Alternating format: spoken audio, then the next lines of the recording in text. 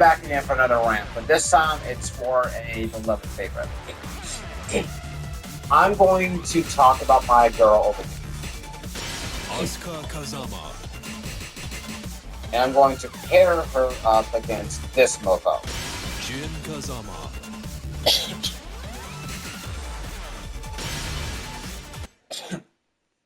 Okay, so I'm obviously not the only one who has a particular issue with how Asuka was handled in the fucking Tekken story. But here's my particular viewpoints about Tekken's thing with Asuka. She, and at least in the context of not Tekken 8, because I have a particular way I want to do this.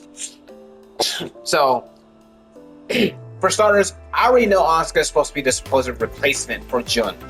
Again, if you've seen the previous video, Jun is a boring, basic, dull person who is just pure, quote-unquote, who's just good, quote-unquote, but meanwhile, you have this chick who does...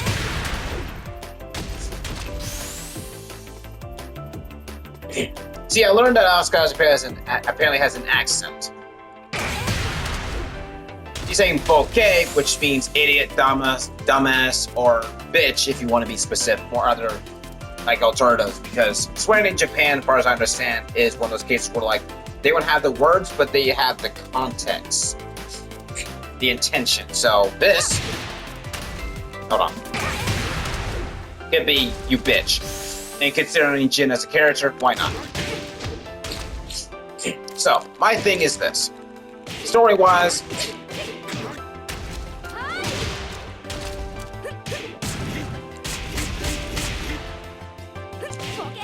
I obviously do not like her involvement in the fucking thing with Lily.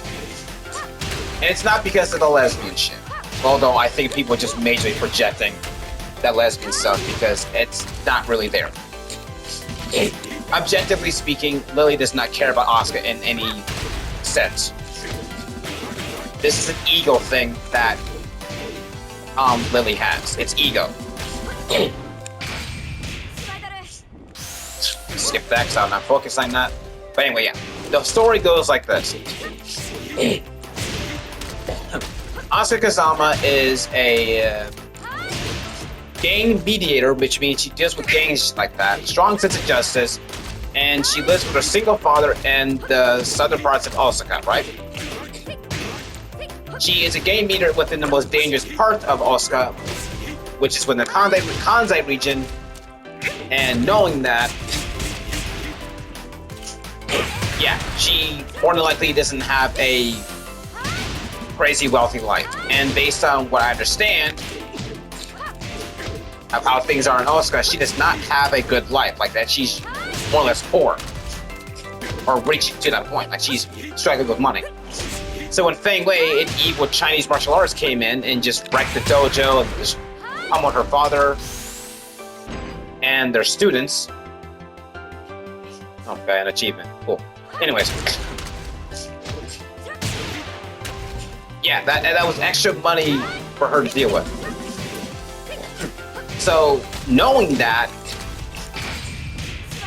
what does she do? She goes out to find the martial arts himself that's responsible and take him out. Avenge her father, avenge her students, all these different things. So you clearly understand that she has a strong just as well as family. Right? Does that make sense?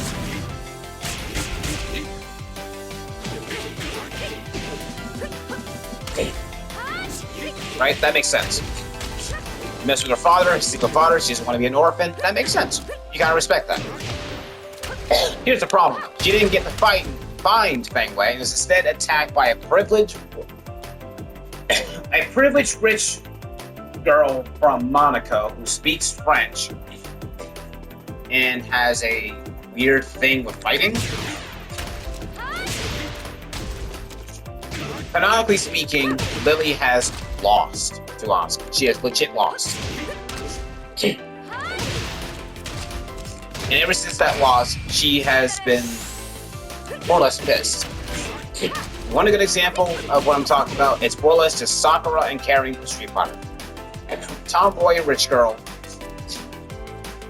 Opposites attract type of deal, but between rivals, not romantic partners, nothing like that. The difference is between Lily and Asuka is that Lily does not care about Asuka at all. She really does not. People can make their headcanons all they want that she cares in her own weird way, but my thing is she objectively does not.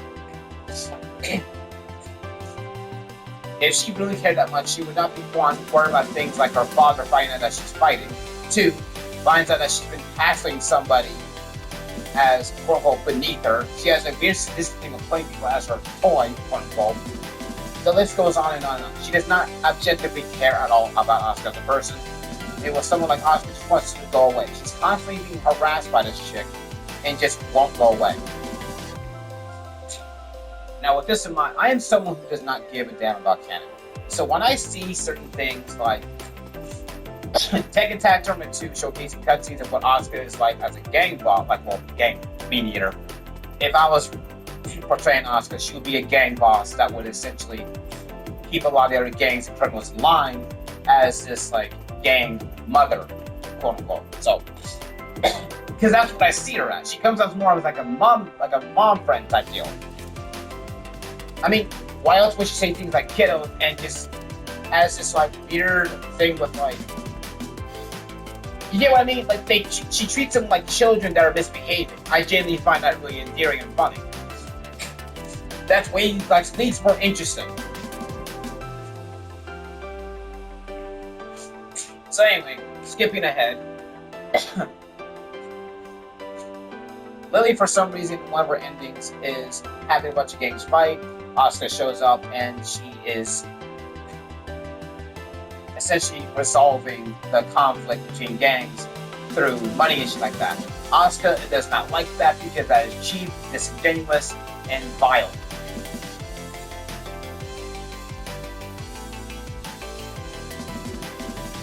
Damn. That is more respectable than the Kazama who came before, aka Jun. We barely know shit about Jun up until Tekken 8, and even when we do know, it's still nothing. So knowing that, here comes Tekken 6 and Tekken 7. What happens? This mofo wages a war. So when he wages a war, she decides to either avenge her father and restore her dojo because her father's in the hospital and stuff like that. Which, by the way, we don't even hear from him again for a long time. We don't know where he's at. When Tekken 8 comes around, he's probably in the hospital still or dead. We don't know. I personally hate him that he's dead. That's making it to where Asuka's alone, which is exactly what she feared. Because I think that perfectly goes in line with the theme of Tekken 6. And speaking of Tekken 6, she decides to not take the selfish road and go after her cousin. And yes, I'm saying that's her cousin. I don't care what anybody says. That is her cousin. And due to being his, cousin, I just want to keep doing that. Due to that being the fact, she went to stop him and restore the honor of her family and clan. And due to how stigmas work a lot of times in Asian countries, especially Japan, you fuck up, for the most part, you all get flamed. You all get flamed. So when he messes up, she suffers. And according to the scenario campaigns, apparently people legit have a stigma against her because she's connected to Mr. Terrorist over here. And due to Mr. Terrorist, yeah, she can't live a simple, happy life. So I completely understand where she's coming from. I'm on her side. And everybody else's side who's against Jen, should be told, but still. I find her more interesting. So what does the story do with that? Nothing. They have her stuff with Lily. And what I think, her pummeling him would make more sense. Make a lot more sense. Interesting enough, there's a Tekken manga comic that came out that I've read multiple times, and she says something really interesting to this guy. She finds out about the whole situation with the Mishimas, and what does she do? I'm going to try and stop it. But instead of fighting him necessary, she just more or less slaps him. But okay, funny as that is, what I find interesting about Asuka is that sense of wisdom that the fucking manga gives her. So it got me thinking, maybe Kazama have a sense of wisdom that other people do not have. And it got me actually thinking even more, like it got me thinking even more when she said, I don't remember what she said, so I'm paraphrasing. You left with so much promise, you returned a beggar.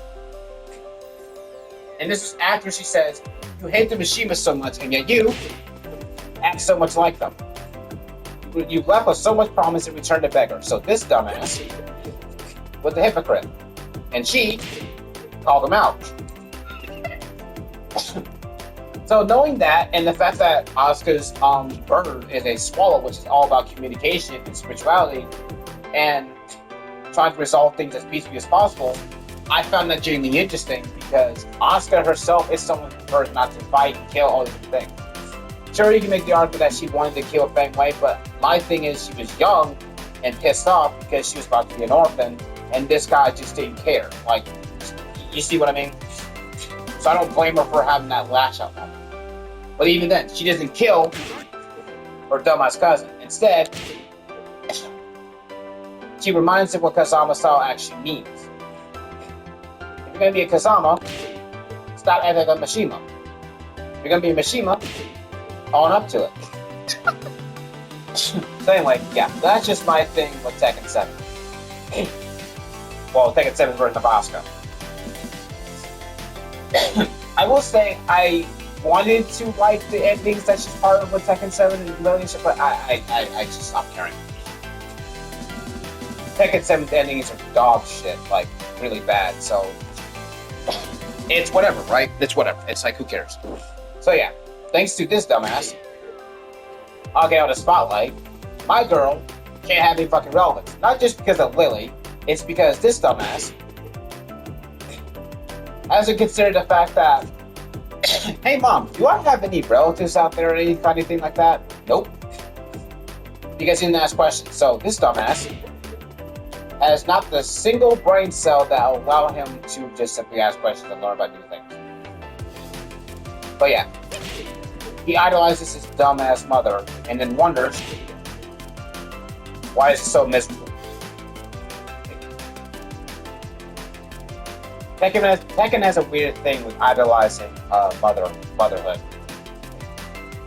Like, I get it, motherhood is great and all, but they're not perfect. And if they're trying to say that Jun is perfect, and she has quote-unquote flaws, they're not doing a good job of showcasing that she has flaws. So anyway, when I get to that Tekken 8 video regarding my thoughts on Asuka and how she's handling that, versus how she is in everything else, I'll get to that. But until then,